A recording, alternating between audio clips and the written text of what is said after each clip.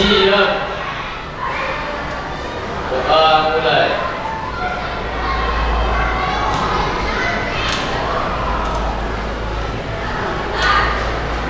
Doa selesai.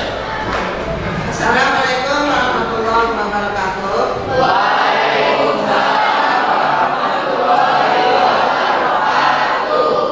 Apa kabar semuanya? Sehat?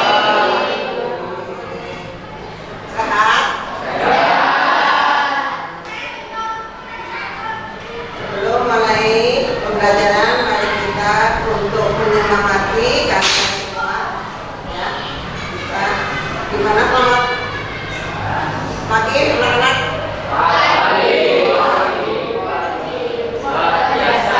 Laki-laki lah Pak, paling paling.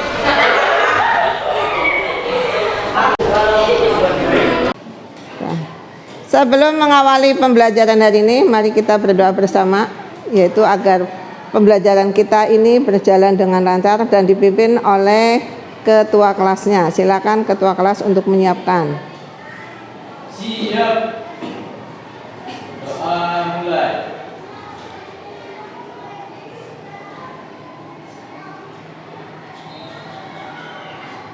Doa selesai.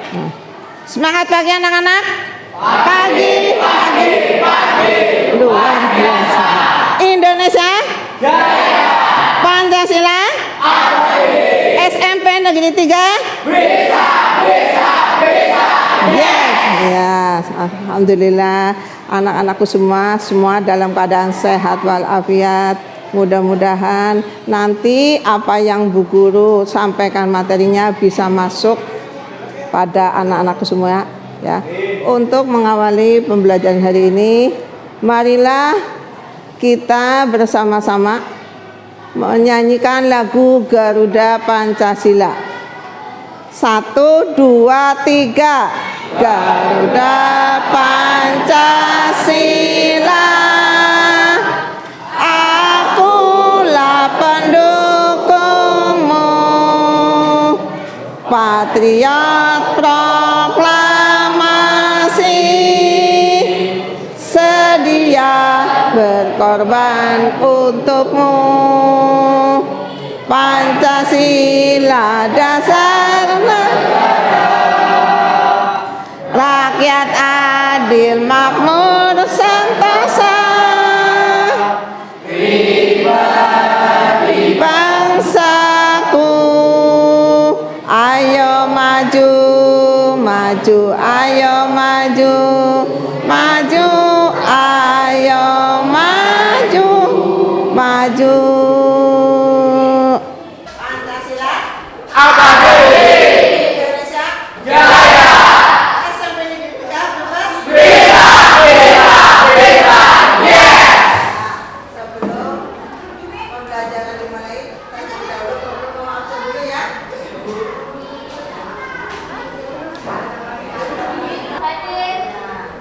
Ahmad Anditya Triwibowo. Hadir, Bu.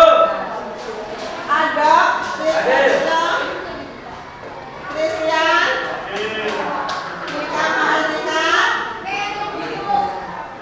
Helen.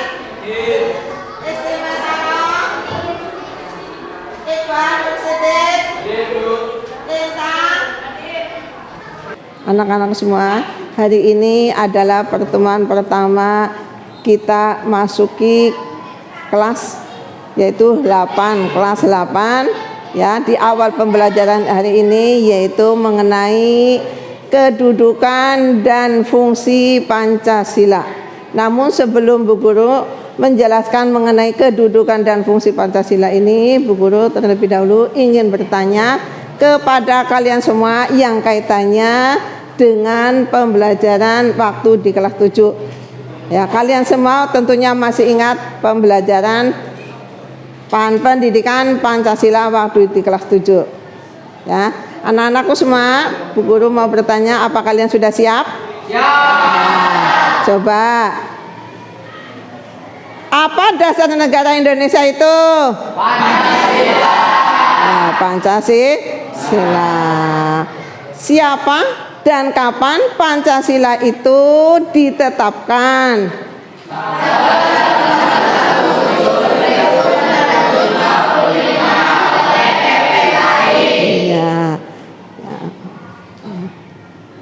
terdapat di manakah kalimat Pancasila itu?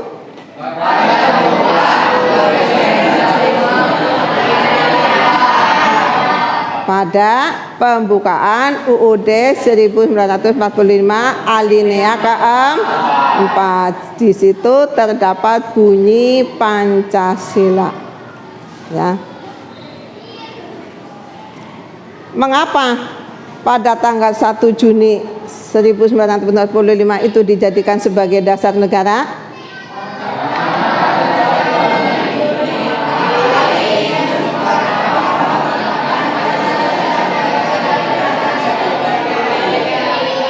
Ya, coba jawab dengan jelas kelompok 1 supaya lebih jelas kelompok 1. Karena pada tanggal 1 Juni pertama kali Insinyur Soekarno memperkenalkan Pancasila pada sidang pertama BPUPKI. Ya, jadi istilah Pancasila ini dikenal oleh Insinyur Soekarno atau diperkenalkan oleh Insinyur Soekarno yaitu pada tanggal 1 Juni 1945, yaitu pada sidang BPUPKI pertama. Makanya pada tanggal 1 Juni 1945 ini dijadikan sebagai dasar negara, ya. Nah, untuk selanjutnya ini kaitannya dengan pembelajaran hari ini yaitu mengenai kedudukan dan fungsi Pancasila. Mari kita bersama-sama menyimak video atau materi tentang fungsi dan kedudukan Pancasila bab 1. Nah, pada pembelajaran hari ini ada 4 poin yang akan Bu Guru jelaskan atau yang akan Bu Guru sampaikan. Yang pertama mengenai kedudukan, fungsi, dan arti Pancasila. Yang kedua, arti penting Pancasila sebagai dasar negara dan pandangan hidup bangsa. Yang ketiga, nilai-nilai Pancasila sebagai dasar negara dan pandangan hidup bangsa. Yang keempat, membiasakan diri berperilaku sesuai dengan nilai-nilai Pancasila dalam berbagai aspek kehidupan. Sekarang yang pertama, kedudukan dan fungsi Pancasila. Ya, tapi sebelumnya Bu Guru bacakan dulu tujuan pembelajarannya. Yaitu setelah mempelajari materi ini, siswa diharapkan 1. Mensyukuri kedudukan, fungsi, dan arti Pancasila. Yang kedua, menghargai arti penting Pancasila sebagai dasar negara dan pandangan hidup bangsa. Yang ketiga, mengetahui dan mengamalkan nilai-nilai Pancasila sebagai dasar negara dan pandangan hidup. Yang keempat, mengetahui dan melakukan sebagai perilaku yang sesuai dengan nilai-nilai Pancasila dalam berbagai segi kehidupan. Poin pertama yaitu mengenai kedudukan, fungsi, dan arti Pancasila. Ya, kedudukan dan fungsi Pancasila yang pertama adalah Pancasila sebagai dasar negara. Pancasila sebagai dasar negara adalah dipandang dan dipahami sebagai pedoman dalam peraturan kehidupan penyelenggaraan ketatanegaraan yang mencakup berbagai bidang kehidupan atau pedoman dalam penyelenggaraan negara. Itu yang dimaksud dengan Pancasila sebagai dasar negara. Yang kedua, para pendiri Indonesia atau para pendiri negara Indonesia yang disebut dengan the founding father, ya, telah menyadari pentingnya suatu dasar negara. Oleh karena itu, dalam sidang pertama BPUPKI yaitu pada tanggal 29 Mei sampai dengan 1 Juni 1945 dibahas dasar negara Indonesia. Adapun tokoh yang memberikan gagasan tentang dasar negara itu antara lain 1. Muhammad Yamin, yang kedua Supomo, yang ketiga Insinyur Soekarno. Itu adalah tokoh pendiri negara yang merumuskan dasar negara. Yang ketiga, penyebutan Pancasila sebagai dasar negara pertama kali secara resmi dilakukan oleh Insinyur Soekarno pada tanggal 1 Juni 1945 dalam sidang akhir BPUPKI.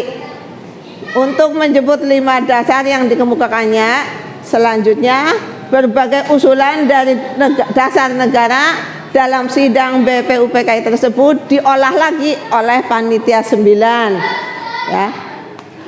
Dalam bentuk BPUPKI ya, 9 bentukan BPUPKI panitia 9 ini yang dibentuk oleh BPUPKI ya. Kemudian Pancasila juga menjadi norma dasar atau kaidah negara yang fundamental. Itu negara yang dasar, fundamental artinya dasar ya. Hal tersebut tercantum dalam alinea keempat pembukaan UUD 45 ya, yang bunyinya adalah maka disusunlah kemerdekaan kebangsaan Indonesia itu dalam suatu undang-undang dasar negara Indonesia yang terbentuk dalam susunan negara Republik Indonesia yang berkedaulatan rakyat dengan berdasarkan kepada ketuhanan yang Maha Esa, kemanusiaan yang adil dan beradab, persatuan Indonesia dan kerakyatan yang dipimpin oleh hikmat kebijaksanaan dalam permusyawaratan perwakilan, serta dengan mewujudkan suatu keadilan sosial bagi seluruh rakyat Indonesia.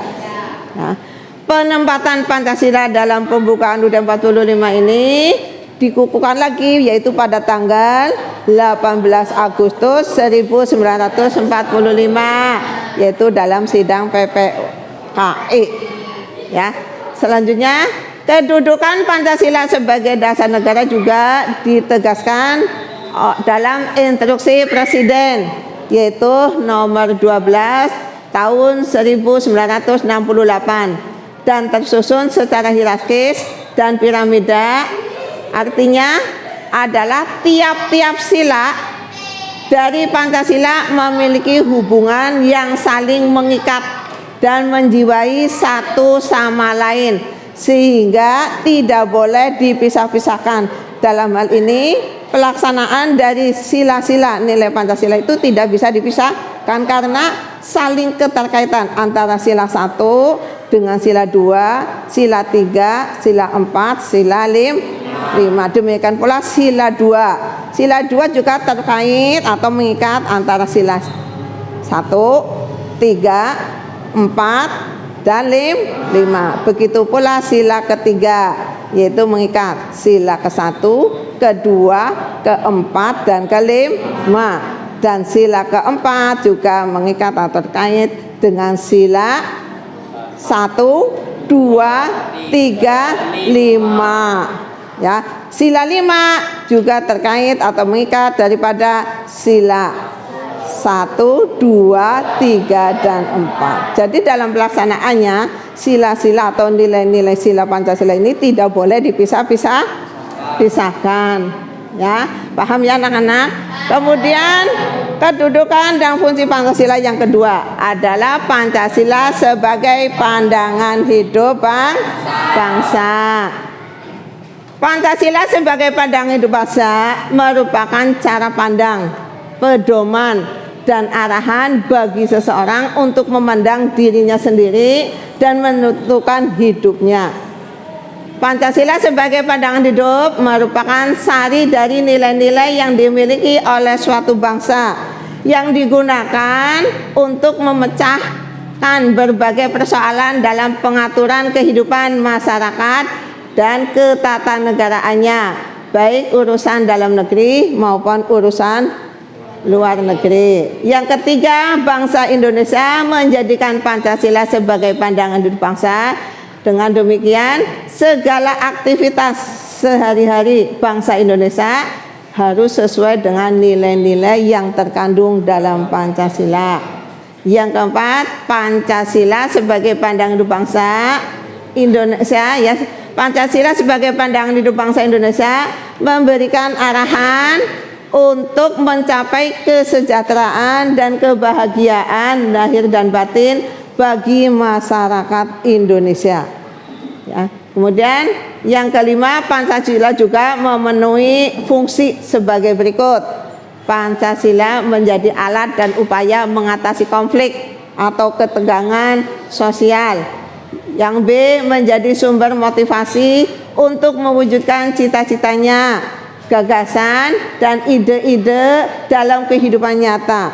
Yang C, menjadi sumber semangat untuk mewujudkan nilai-nilai yang termuat dalam Pancasila sendiri.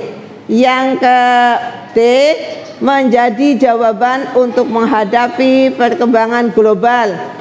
Dan yang E, menjadi sumber inspirasi bagi perjuangan bangsa Indonesia. Itu kedudukan dan fungsi Pancasila yang kedua. Sekarang kedudukan yang ketiga, yaitu Pancasila sebagai kepribadian bangsa. Dalam kamus besarnya Bahasa Indonesia, kepribadian bangsa adalah ciri-ciri watak menonjol yang ada pada banyak warga satu kesatuan nasional, kepribadian nasional. Oleh karena itu, kepribadian bangsa Indonesia adalah unik, khusus, dan berbeda dengan kepribadian bangsa-bangsa lain. Dalam arti, karena rakyat Indonesia atau warga negara Indonesia ini beraneka macam suku, budaya, dan bangsa, maka negara Indonesia ini memiliki ciri-ciri watak yang unik, ya, yang berbeda dengan bangsa lain, ya. Yang kedua, Pancasila yang menjadi dasar negara merupakan jiwa dan kepribadian bangsa Indonesia yang memberikan corak dan ciri khas serta membedakan dengan bangsa lain, misalnya gotong royong yang diyakini oleh Insinyur Soekarno sebagai hal yang harus ada dan menyemangati bangsa Indonesia. Sejatinya dalam tindakan gotong royong ini terdapat dinilai kekeluargaan dan kerjasama yang khas serta merujuk pada kepribadian bangsa Indonesia. Ya, jadi ciri watak negara Indonesia itu berbeda dengan negara-negara lain karena negara-negara lain itu tidak memiliki keanekaragaman budaya, bahasa, adat istiadat. Makanya dengan adanya keanekaragaman ini adalah merupakan kekayaan bagi warga negara Indonesia. Kita patut bangga dengan adanya ciri khas ini. Ya, kita tentu harus saling menolong, menghargai, menghormati, ya, tolong menolong, ya, saling bertoleransi, ya itu. Makanya kita harus bangga dengan kita sebagai warga negara Indonesia. Kemudian kedudukan dan fungsi Pancasila yang selanjutnya yang keempat, yaitu Pancasila sebagai perjanjian luhur rakyat Indonesia. Pancasila sebagai perjanjian luhur rakyat Indonesia dipandang sebagai suatu perjanjian yang disepakati bersama oleh seluruh rakyat Indonesia dan harus diamalkan serta dilestarikan. Pancasila sebagai perjanjian luhur juga dipandang sebagai kesepakatan bersama para wakil-wakil yang bangsa Indonesia dalam sidang BPUPKI dan PPKI. Ya, PPKI ini adalah merupakan wakil-wakil rakyat Indonesia. Ya, maka dari itu dengan adanya wakil-wakil rakyat Indonesia ini, kita, ya, sebagai wakilnya adalah PPKI yang mengambil kesepakatan, ya. Kemudian yang kelima, Pancasila sebagai sumber dari segala sumber hukum. Pancasila sebagai sumber dari segala sumber hukum, bahwa Pancasila ini dijadikan sebagai bahan penyusunan peraturan perundang-undangan, baik secara tertulis maupun tidak tertulis. Ya, kalau yang tertulis ya, itu contohnya ada pada Undang-Undang Dasar. Kalau yang tidak tertulis itu biasanya ada pada lingkungan istilah masyarakat, ya, yang tidak tertulis sesuai tergantung adat istiadat masing-masing. Ya, itu yang tidak tertulis. Nah, itu. Yang kedua, Pancasila dijadikan sebagai sumber dari segala sumber hukum atau aturan hukum atau peraturan perundang-undangan yang berlaku di Indonesia. Kemudian yang ketiga, kedudukan Pancasila sebagai sumber hukum juga tercantum dalam pasal 2 Undang-Undang Nomor 12 tahun 2011 tentang pembentukan peraturan perundang-undangan yang berbunyi Pancasila merupakan sumber dari segala sumber hukum. Itu yang terdapat dalam Undang-Undang Nomor 12 Tahun 2011. Kemudian yang keenam, Pancasila sebagai ideologi nasional. Kedudukan dan fungsi Pancasila yang keenam adalah Pancasila sebagai ideologi nasional. Dalam Kamus Besar Bahasa Indonesia, ideologi berarti cara berpikir seseorang atau suatu golongan.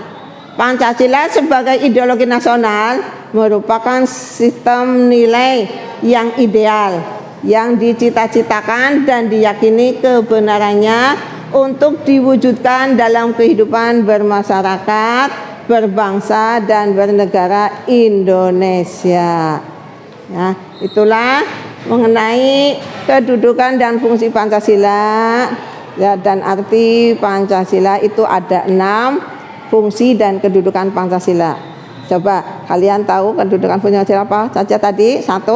Pancasila sebagai dasar negara. Yang kedua, Pancasila sebagai Pribadi bangsa. Yang ketiga, Sebagai pandangan pandu bangsa. Yang keempat, Pancasila sebagai sumber. Nah, yang kelima, yang keenam, ya. Kemudian selanjutnya yaitu mengenai arti penting Pancasila sebagai dasar negara dan pandangan hidup bangsa. Apa arti penting Pancasila sebagai pandangan hidup bangsa dan arti penting Pancasila sebagai dasar negara? Artinya apa? Mari kita lihat video ini. Arti penting Pancasila sebagai dasar negara dan pandangan hidup bangsa Indonesia antara lain sebagai berikut. 1. Membentuk identitas dan jati diri bangsa Indonesia diharapkan mampu untuk membentuk identitas bangsa Indonesia dan jati diri bangsa agar tidak mudah terbawa arus budaya asing. Oleh karena itu, pengenalan dan penerapan berbagai nilai Pancasila dalam kehidupan berbangsa dan bernegara sangat diperlukan sehingga kekhasan Indonesia yang tertuang dalam Pancasila tidak hilang oleh arus globalisasi. Ya. Kemudian arti penting yang kedua, mengatasi berbagai pertentangan dan ketegangan sosial. Sebagai ideologi nasional, Pancasila memberikan pedoman bagi bangsa Indonesia untuk dapat berdiri kokoh menghadapi berbagai persoalan dalam hidup berbangsa dan bernegara. Yang ketiga, memberikan arahan, tujuan, dan menjadi pendorong dalam upaya pencapaian tujuan bangsa. Pancasila diharapkan mampu memberi arah dan menjadi pendorong bagi Indonesia untuk mencapai tujuan bangsa yang termuat dalam pembukaan UUD 1945 alinea keempat. Nah, adapun tujuan bangsa Indonesia termuat dalam pembukaan UUD 45 adalah berbunyi 1. Melindungi segenap bangsa Indonesia dan seluruh tumpah darah Indonesia.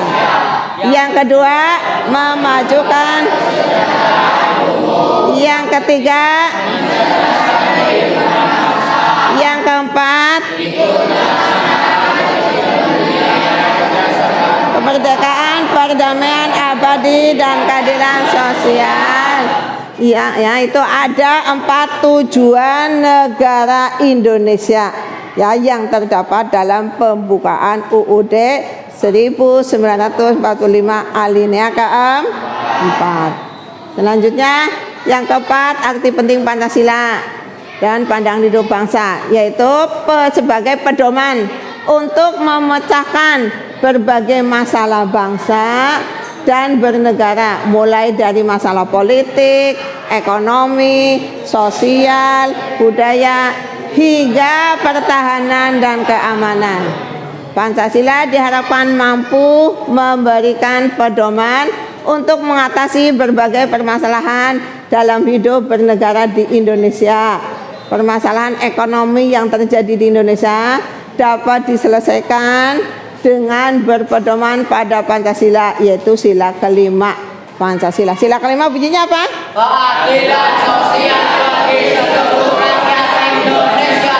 Ya, yaitu di mana wujud nyata dari sila kelima Pancasila tersebut adalah dengan dibentuknya atau didirikannya koperasi untuk meningkatkan kesejahteraan rakyat. Ya. Kemudian yang kelima, sarana pemersatu bangsa dan negara. Pancasila diharapkan mampu menjadi sarana pemersatu bangsa dan negara dengan semboyan dalam lambang negara Indonesia, yaitu yang berbunyi Bhinneka Tunggal Ika. Ya, di manakah bunyi Bhinneka Tunggal Ika itu terdapat? Bunyi Bhinneka Tunggal Ika itu terdapat di mana? Pada kaki burung garuh, yang artinya apa? Walaupun berbeda-beda tetapi tetap satu jua. Berbeda-beda apa? Ras, agama, suku, budaya, adat istiadat. Tetap satu juga. Satu apa? Satu jua. Yaitu satu apa? Satu tanah air. Satu negara, satu bangsa Indonesia. Ya, satu juga, walaupun berbeda-beda tetap satu juga. Satu tanah air Indonesia, satu bahasa Indonesia, satu bangsa Indonesia. Makanya kita harus saling menghargai, menghormati, saling tolong menolong. Ya, ketika ada teman kita atau saudara kita yang membutuhkannya. Kemudian selanjutnya yaitu nilai-nilai Pancasila sebagai dasar negara dan pandangan hidup bangsa. Ini nilai-nilai ini yang harus kita laksanakan dalam kehidupan sehari-hari, ya, dalam berbagai aspek kehidupan. Supaya kamu tahu, mari kita lihat nilai-nilai Pancasila sebagai dasar negara dan pandangan hidup bangsa, yaitu di mana terdapat pada yang disebut dengan Eka Prastya Pancakarsa atau yang disingkat dengan P4. Kalau dulu P4. Nah, yaitu satu Eka artinya satu atau tunggal, prasetya janji tekad. Nah, Panca lima, karsa kehendak yang kuat. Berarti Eka Prasetya Pancakarsa adalah tekad yang tunggal untuk melaksanakan 5 kehendak dalam 5 sila dalam Pancasila. Satu yang tunggal untuk melaksanakan 5 kehendak yang terdapat dalam sila-sila Pancasila. Nah, kemudian selanjutnya yaitu nilai-nilai Pancasila yang terdapat dalam Pancasila. Yang pertama adalah nilai ketuhanan. Nilai ketuhanan ini digambarkan dengan bintang. Nilai ketuhanan itu diantaranya satu, bangsa Indonesia menyatakan kepercayaan dan ketakwaannya terhadap Tuhan Yang Maha Esa. Kalau kita mengakui, menyatakan ya kepercayaan adanya Tuhan, maka kita wajib apa? Melaksanakan segala perintahnya, menjauhi segala larangannya. Yang B, manusia Indonesia percaya dan takwa terhadap Tuhan Yang Maha Esa sesuai dengan agama dan kepercayaannya masing-masing menurut dasar kemanusiaan yang adil dan beradab. Jadi kalau sudah mengakui adanya Tuhan Yang Maha Esa, maka rakyat Indonesia itu harus apa? Tadi yaitu menjalankan segala perintahnya, yaitu melaksanakan ibadah sesuai agama dan kepercayaannya masing-masing. Karena agama yang ada di Indonesia ini ada berapa? 6. 1 Islam, 2 Kristen, 3 Katolik, Buddha, Hindu, Protestan. Ada 6, ya. Ada 6. 1 agama Islam, Buddha, Hindu, Kristen, Konghucu, Katolik. Ada 6 ya, itu. Nah, maka kita dengan adanya berbagai macam agama yang berbeda-beda, kita harus saling menghormati antar agama. Apabila ada agama lain yang beribadah, kita harus menghormati, tidak boleh mengganggunya, mengejeknya, ya. Begitu pula kalau kita sedang sembahyang atau sholat, kalau dalam agama Islam, walaupun sesama agama juga tidak boleh mengganggunya. Ketika kita lagi sholat menghadap Sang Maha Kuasa, kita wajib apa? Dengan khusyuk, jangan main, ya. Karena apa? Akan terkena sanksi. Kalau sanksi terhadap Tuhan Yang Maha Esa itu ketika kamu meninggal dunia, ya. Itu sanksinya, yaitu mendapatkan siksaan apabila kita meninggalkan sholat. Nah, itu. Kemudian yang C, mengembangkan sikap hormat, menghormati dan bekerja sama antara pemeluk agama dan penganut kepercayaan yang berbeda-beda terhadap Tuhan Yang Maha Esa. Ya, jadi kita harus saling menghormati dan bekerja sama, tidak usah pandang bulu. Lah, aku wong Islam tidak mau selain bekerja sama dengan agama lain atau dengan agama Katolik atau dengan agama Buddha, tidak. Tapi kita harus sama-sama saling menghargai, saling menghormati, saling bekerja sama demi mencapai tujuan bersama. Yang kedua, membina kerukunan hidup di antara sesama umat beragama dan kepercayaan terhadap Tuhan Yang Maha Esa. Membina kerukunan hidup supaya antar umat beragama tidak saling ejek mengejek, tidak saling mengganggu. Bagaimana caranya? Ya, kita harus saling menghargai dan menghormati agar tetap terjalin kerukunan umat beragama. Yang agama dan kepercayaan terhadap Tuhan Yang Maha Esa adalah masalah yang menyangkut hubungan pribadi manusia dengan Tuhan Yang Maha Esa. Jadi masalah agama ini adalah masalah pribadi kita masing-masing. Kita mau agama Islam, kita mau agama Kristen, kita mau agama Buddha, tergantung pribadinya masing-masing. Kita tidak boleh memaksakannya, karena hal ini dilindungi oleh negara. Negara menjamin kebebasan rakyatnya untuk memeluk agama dan kepercayaannya masing-masing. Jadi dilindungi, kita tidak boleh kon wong Kristen, bedonga kamu bisa mau kamu Kristen baik, nggak boleh. Ya, kita tetap harus menghargai sesuai dengan kepercayaannya masing-masing, karena menyangkut agama adalah menyangkut kepribadian seseorang. Ya, itu. Kemudian yang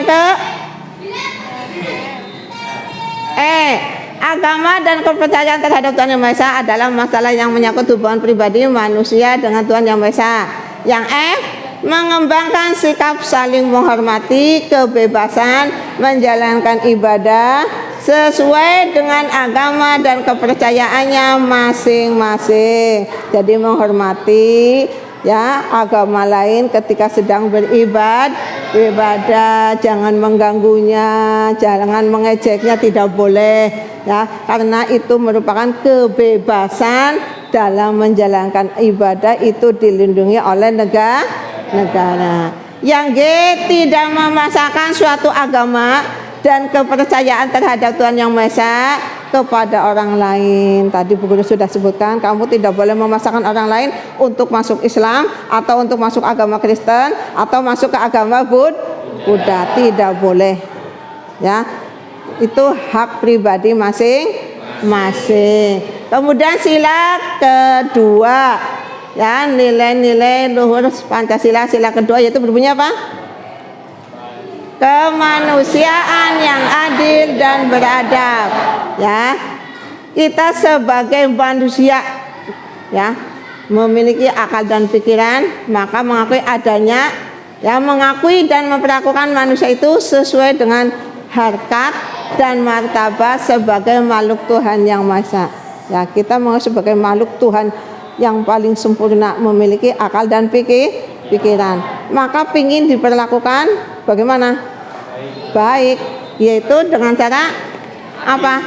Adil, mengangkat derajat, harkat dan martabat masing-masing. Kita tidak boleh menginjak-injak harga diri seseorang, karena kita semua ingin diperlakukan baik. Makanya kita sebelum memperlakukan baik kepada orang lain, kepada diri kita sendiri, kita harus memperlakukan baik kepada orang lain. Jangan kita pengen dihormati tapi kamu sendiri tidak mau menghormati orang lain. Itu tidak boleh. Ya, kita menghormati orang lain dulu, baru orang lain akan menghormati kita. Ya, itu.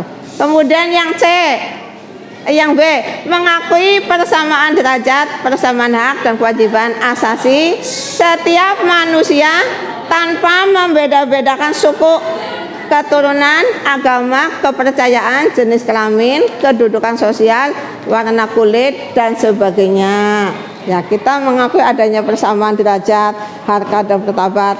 Maka kita dalam melakukan hak dan kewajiban kita, itu harus apa? Harus tidak membeda-bedakan. Ya.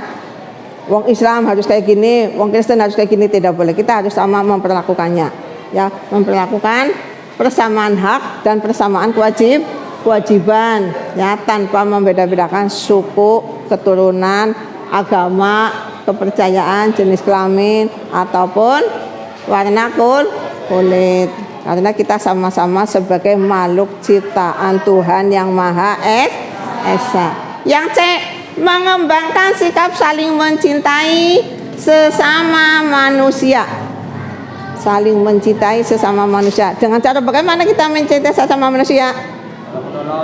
Tolong menolong, berbuat baik, menengok teman yang sedang sakit, membantu orang yang sedang kesulitan atau musibah atau yang membutuhkan. Contoh misalkan ada teman kamu, ya, tidak dikasih uang saku sama orang tuanya, kamu yang dikasih saku banyak, maka sebagai kamu rasa kemanusiaan, rasa solidaritas terhadap teman, apa yang kamu lakukan?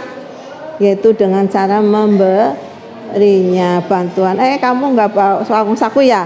Nih saya kasih 1.000 apa 2.000. Mungkin yang tidak bawa uang akan bagaimana? Senang sekali, walaupun 1.000, 2.000 dikasih akan bahagia sekali.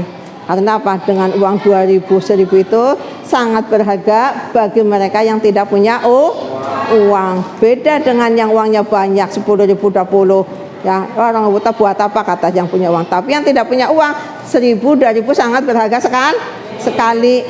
Ya, dengan adanya uang 1.000, 2.000 bisa membeli aqua, bisa membeli gorengan, ya kan? Ya, itu. Kemudian yang ke D, mengembangkan sikap saling tenggang rasa dan tepasaliro. Tenggang rasa berarti apa? Tenggang rasa berarti apa? Simpati atau tolong menolong, ya, saling bantu membantu, bekerja sama, tenggang rasa. Ada teman yang lagi kesulitan, dibantu, ayo dibantu. Ada teman yang lagi kena duka, ayo kita bantu bagaimana supaya anak tersebut atau teman tersebut bisa bahagia kembali. Tenggang rasa, ya, ikut merasakan kesedihannya teman-teman, namanya tenggang rasa. Kemudian mengembangkan sikap tidak semena-mena terhadap orang lain. Semena-mena berarti apa? Berbuat seenaknya terhadap orang lain. Mentang-mentang kamu kaya, mentang-mentang kamu pandai, terhadap teman yang bodoh, terhadap teman yang miskin, berbuat seenaknya, menyuruh seenaknya. Kalau tidak mau ditendang misalkan gitu. Yang lagi, ya, yang lagi apa? Iya, lagi banyak di bullying istilahnya, ya, yang banyak di viral, ya, itu tentang bully membuli akibat perbedaan apa, ya, perbedaan kondisi keadaan atau perbedaan pendapat. Nah, kemudian yang ketiga, bangsa Indonesia merasa dirinya sebagai bagian dari seluruh umat manusia. Ya. Janji pengembangan sikap hormat, menghormati dan bekerjasama dengan bangsa lain. Kita menghormati dan bekerjasama karena dengan satu negara dengan negara lain pun kita harusnya apa?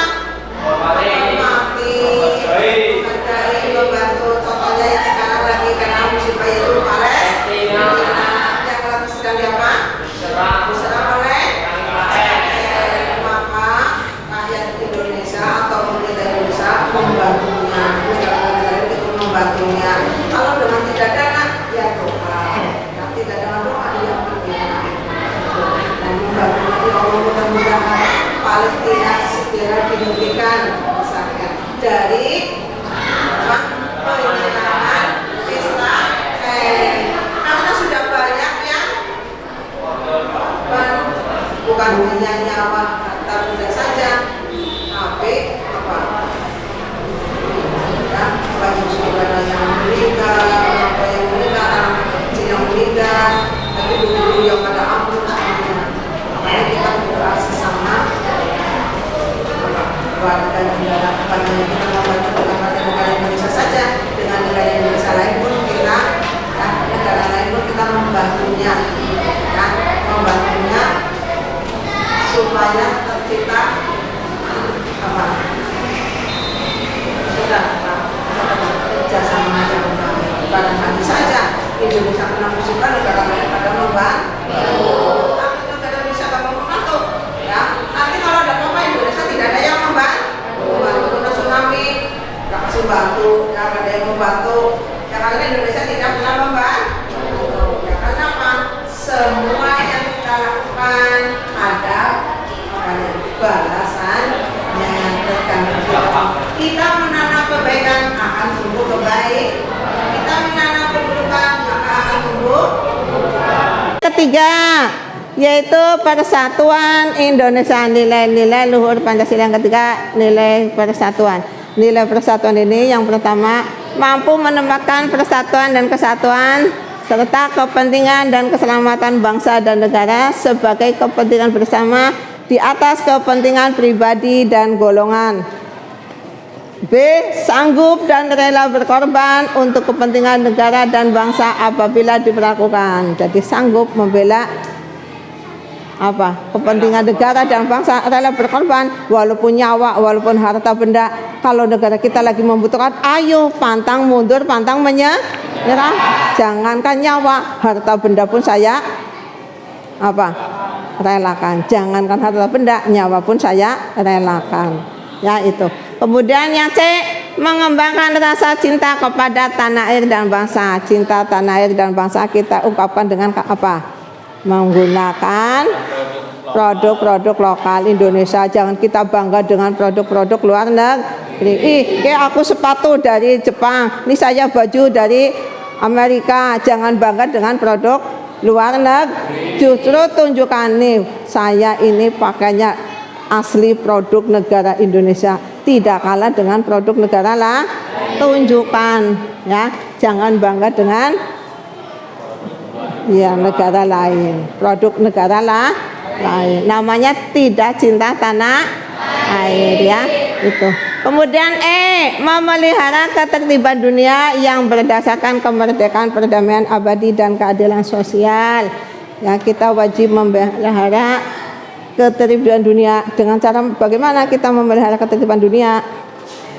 Saling menghargai, menghormati, ya, melakukan apa yang menjadi kewajiban kita, menjauhi apa, menghindari apa yang menjadi apa?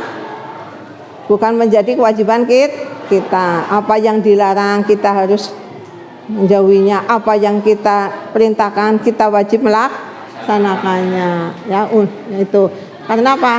Untuk menjaga perdamaian, ya, abadi berarti selamanya, supaya negara kita itu tetap saling hormat menghormati, saling bahagia, saling menjaga persatuan dan kesatuan. Jangan sampai terpecah belah negara kita ini. Ya, misalkan terpecah belah karena berbeda pendapat antar agama, antar suku, timbullah perpecahan antar suku, antar daerah, antar bangsa, antar agama. Nah itu. Yang F, mengembangkan persatuan Indonesia atas dasar Bhinneka Tunggal Ika. Berarti mengutamakan kepentingan orang banyak daripada kepentingan dirinya sendiri atau golongan atau pribadi. Karena kita ini terdiri dari beraneka ragam suku, budaya, bahasa, agama. Kita harus saling mengembangkan persatuan kesatuan ya, sesuai dengan semboyan kita Bhinneka Tunggal Ika. Walaupun berbeda-beda suku, bahasa, budaya, adat istiadat, tetap kita satu bangsa, satu bahasa, satu tanah air Indonesia. Yang G, memajukan pergaulan demi persatuan dan kesatuan. Kita memajukan pergaulan antar teman, antar sekolah, antar daerah, antar negara ya, supaya kita bisa menciptakan kesatuan bangsa. Ya, kemudian yang keempat, sila keempat, kerakyatan yang dipimpin oleh hikmat kebijaksanaan dalam permusyawaratan perwakilan. Sebagai warga negara dan warga masyarakat, setiap manusia Indonesia mempunyai kedudukan, hak dan kewajiban yang sama. Kedudukan, hak dan kewajiban yang sama bagi anak sekolah adalah apa? Kedudukannya sebagai anak sekolah, haknya mendapatkan ilmu, kewajibannya belajar supaya apa yang dicita-citakan tercapai itu. Ya, kamu kedudukannya kan sebagai siswa SMP Negeri 3, maka kamu berhak mendapatkan ilmu dan pengajaran di SMP Negeri 3. Supaya apa? Ya, supaya apa yang dicita-citakan kita sebagai peserta didik di SMP Negeri 3 ini tercapai. Ya, ingin menjadi anak yang pandai, anak yang sukses. Ya, dengan cara bagaimana? Belajar dengan sungguh-sungguh. Ya, jangan banyak main. Ya, jangan banyak main HP, jangan banyak begadang, perbanyaklah membaca buku itu. Kemudian yang ke B, tidak boleh memaksakan kehendak kepada orang lain, tidak boleh memaksakan kehendak kepada orang lain. Terutama ini kaitannya dengan menyangkut agama. Ya, karena agama adalah merupakan hak pribadi masing-masing manusia, tidak boleh dipaksa ke kon kudu agama Islam, ke kon kudu agama Kristen, tidak boleh. Ya. Kemudian yang C, mengutamakan musyawarah dalam mengambil keputusan untuk kepentingan bersama. Ketika kita ada musyawarah, ada masalah, kita wajib dimusyawarahkan untuk mencari kesepakatan. Kesepakatan apa sih? Kesepakatan keputusan bersama. Ya, jangan sampai kita main hakim sendiri. Contohnya ketika kamu dibully oleh temannya, kamu jangan main hakim sendiri, laporkan saja kepada BK, pada Bapak Ibu guru. Atau kamu ketika kehilangan uang, laporkan saja kepada Bapak Ibu guru. Jangan kamu main hakim sendiri, tidak boleh. Harus dimusyawarahkan. Pak Bu, saya dibully si A si B, Pak Bu saya kehilangan ini. Ya, jangan main sendiri dengan hantam ya. Ini dibully, kamu ikut-ikut bully, akibatnya terjadilah Iya, pertengkaran, perkelahian. Yang tadinya kecil semakin membesar. Ya, gitu. Kemudian yang ke E, ya, menghormati dan menjunjung tinggi setiap putusan yang dicapai sebagai hasil musyawarah. Ya, ketika kita diadakan berdiskusi, bermusyawarah, kita harus menghargai pendapat orang lain. Tidak boleh kita mencelaknya atau mengejaknya pendapat orang lain. Kamu pendapatnya gini nggak bagus, seharusnya gini, tidak boleh. Ya, dalam bermusyawarah atau dalam berdemokrasi, kita harus menjunjung tinggi nilai-nilai demokrasi, nilai-nilai kebersamaannya. Itu menjunjung tinggi setiap keputusan orang lain. Ya walaupun tidak sama dengan keputusan kita. Kita ambil kemufakatannya mana yang terbanyak. Ya, itulah yang dijadikan pedoman atau yang dijadikan sebagai keputusan itu. Kemudian yang ke G, ya. D, apa itu tadi? F. Dengan itikat baik dan rasa tanggung jawab menerima dan melaksanakan hasil keputusan. Dengan niat baik, ya udah nggak apa-apa. Wong keputusan teman-teman ini mintanya ini, ya saya siap menerima, saya ikhlas menerimanya demi kebersamaan. Kalau sudah diputuskan bersama, bagaimana? Kita wajib apa? Melaksanakannya. Jangan sampai misalkan kamu memilih si A sebagai ketua kelas atau sebagai OSIS, ya kan yang milih kamu.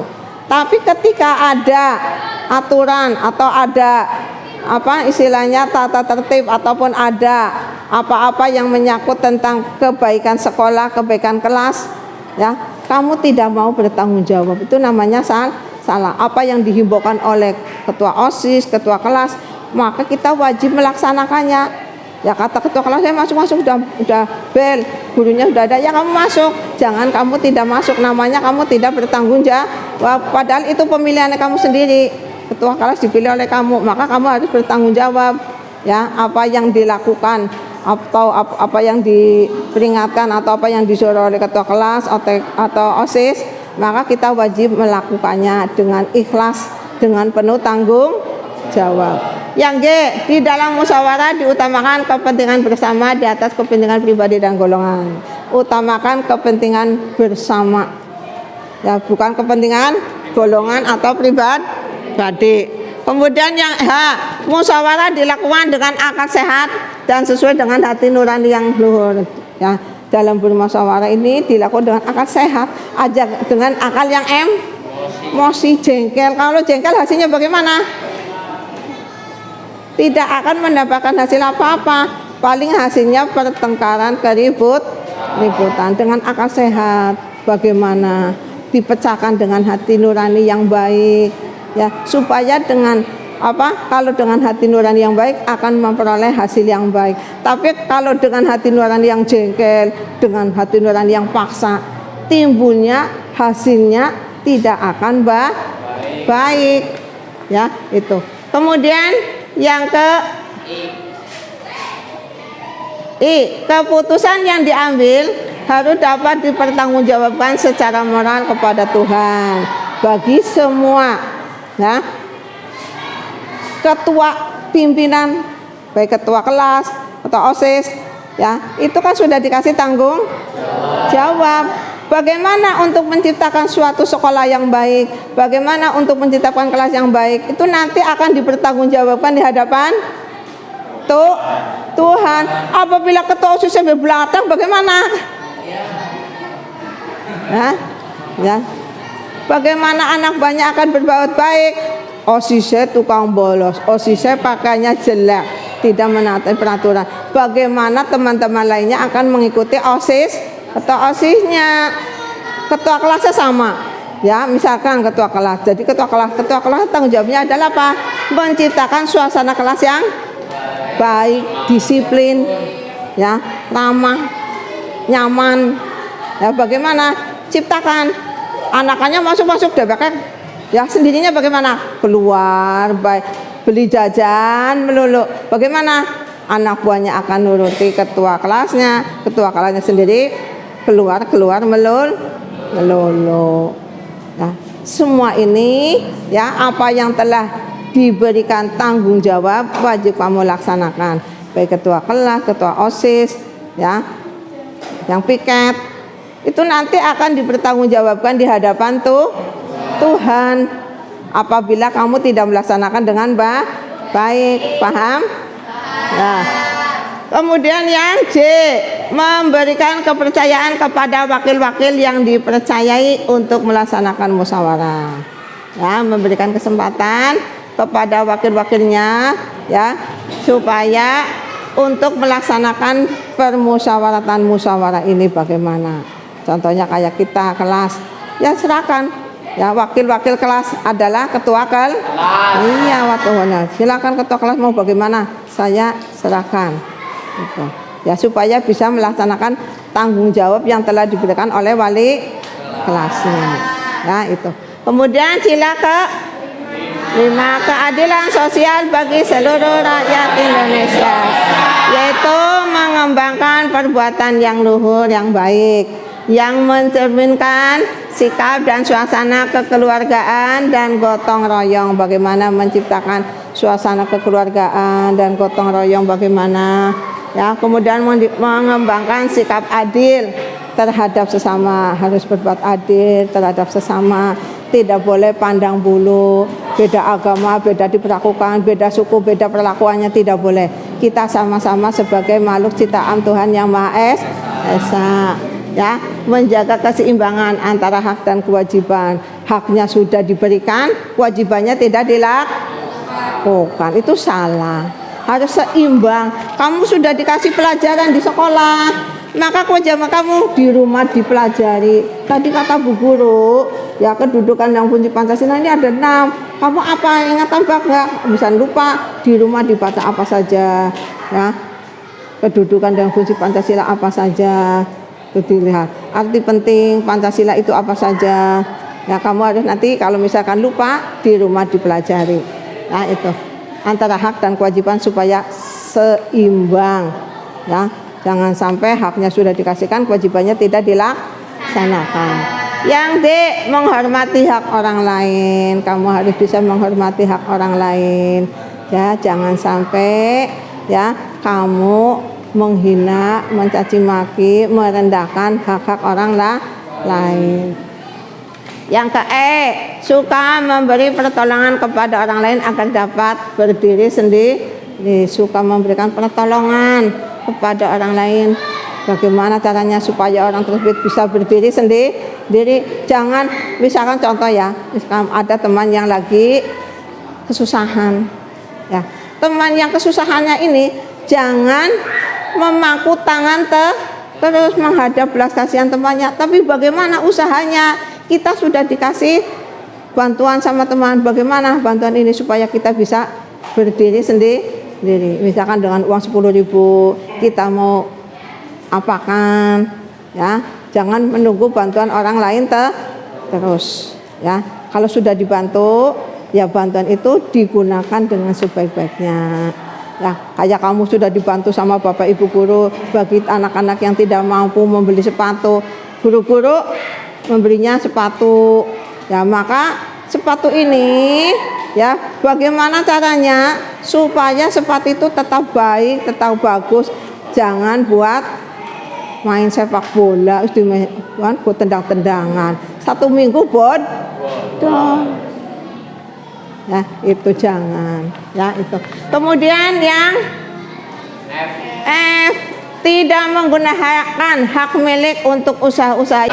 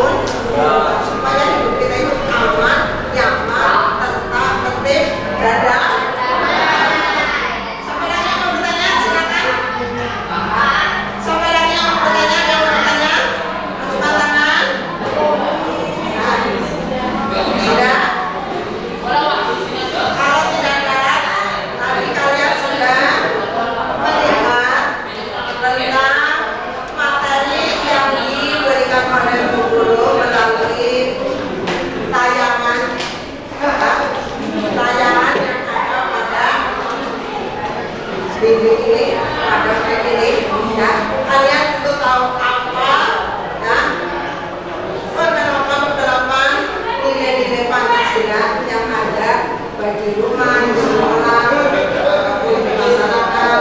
Jadi kalian nanti ya bisa mengungkapkan atau mengekspresikan nilai-nilai tersebut dalam sebuah poster atau gambar.